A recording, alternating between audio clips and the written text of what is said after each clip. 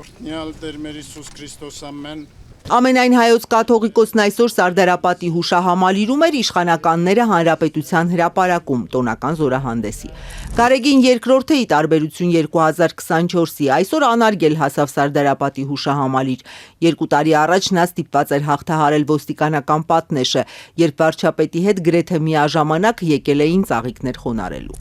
Հավիտյանս հավիտենից ամեն։ Վեհապարն այսօր անպատասխան թողեց ազատության հարցերը, այդ թվում իրեն կաթողիկոսական գահից հեռացնելու քաղաքացիական պայմանագրի ծրագրերի մասին հարցը։ Դուք ինչպես եք վերաբերում, որ քաղաքացիական պայմանագիրը մինչև 31 թվականը նոր կաթողիկոսի մասին ծրագրում է գրել։ Դուք պատրաստվում եք հեռանալ։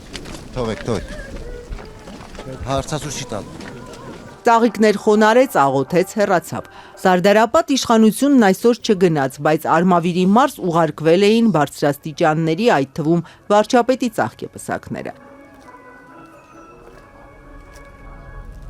Ի տարբերություն նախորդ տարիների Սարդարապատը այսօր պաշտոնաշատ չէր։ Առավոտյան ընտրապայքարի մեջ մտած մի քանի ընդդիմադիրներ եկան։ Հաջորդ իշխանությունը զենքը նվեր է ստանալու, հայտարարեց Ուժեղ Հայաստանի ցուցակը գլխավորող Նարեկ Կարապետյանը։ Թե որ երկիրն է պատրաստ այդքան թանկարժեք նվեր անել Հայաստանին, Կարապետյանը չմանրամասնեց։ Իսկ 90-ականներից հետո մայիսի 28-ին տեխնիկայի ցուցադրությամբ զորահանդեսի նախաձեռնությունը նրա կարծիքով իշխանության նախընտրական հնարքն է ցույց տալու, թե կարողացել են զենք գնել։ Հաջորդ իշխանությունները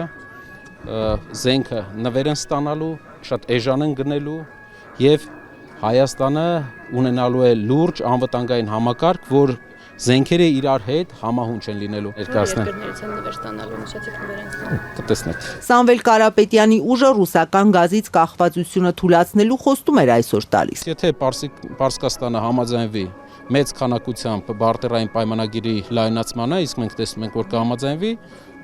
մենք կբալանսավորենք դիվերսիֆիկացիան ամեն դեպքում գծերի կպահենք, բայց գազից կախվածությունը որպես գումար դուրս հանելու, արտարժույթ դուրս հանելու, տնտեսության կախվածությունը կթուլացնենք իհարկե, որովհետև դա չենք անի ինչ-որ երկրի դեմ, այլ դա կանենք ուղղակի մեր երկրի համար։ Չէ, իրանականը թանկ է, գումար չենք տալի գազի դիմաց, էլեկտրականություն ենք տալի, որը ստանում ենք արևային կայաններից։ Եթե արևային կայաններից ենք ստանում, արևն էլ ինքնարժեք չունի, գազը ինչ գնով էլ հաշվեն, էժան է։ Իշխանության հայտարարությունները, թե ԵՏՄ-ից գոնե այս պահին դուրս չեն գալու, նա սուտ խոստում համարեց։ Նույն էլ ադրբեջանցիների վերադարձի հարցը խաբում են։ Նախընտրական սուտ խոստում է։ Ժողովրդին չեն ասում, որ գյուղացիներին չեն ասում, որ իր քաղաքական վիրաժների արդյունքում գյուղացու բերքը մնալու է փչանամ։ Դուք այդ խնդրի լուծումը ինչպես եք պատկերացնում։ Չկենտրոնանալ միայն Ադրբեջանի հետ հարաբերությունները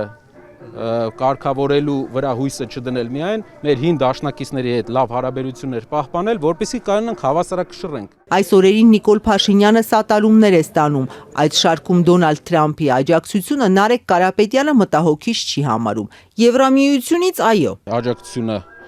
շատ մտահոգիչ է, բացի Դոնալդ Թրամփը նա մեր բարեկամ երկրի ղեկավարն է, ես վստահ եմ փոփոխությունից հետո նա աջակցություն է հայտնելու նաև Սամվել Կարապետյանին։ Սարդարապատում էր նաև առաջին անգամ ընտրապայքար մտած շնորհապետական կուսակցության առաջին համարը Գուրգեն Սիմոնյանը թիմակիցների հետ։ Եթե դուք իշխանություն չեք վերցնում առաջիկա ընտրությունների արդյունքներով եւ օրինակ ձեր ձայներից է կախված այսօրվա իշխանությանը, թե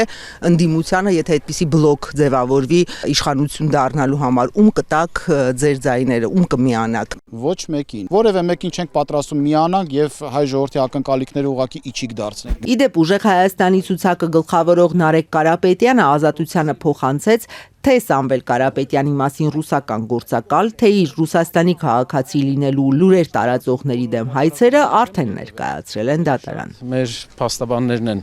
հանել թե ով է այդպիսի բան ասել, վայրնախավից ԿՊԱ-ական փոքրիկ խմբակի ու իրենց բոլորին կընթարկվեն պատասխանատվություն։ Հա, դե մարդկանց ֆինանսական խնդիր չստեղծենք մեր քաղաքացիների համար, քաղաքական գործիչները մանավանդ ԿՊԱ-ական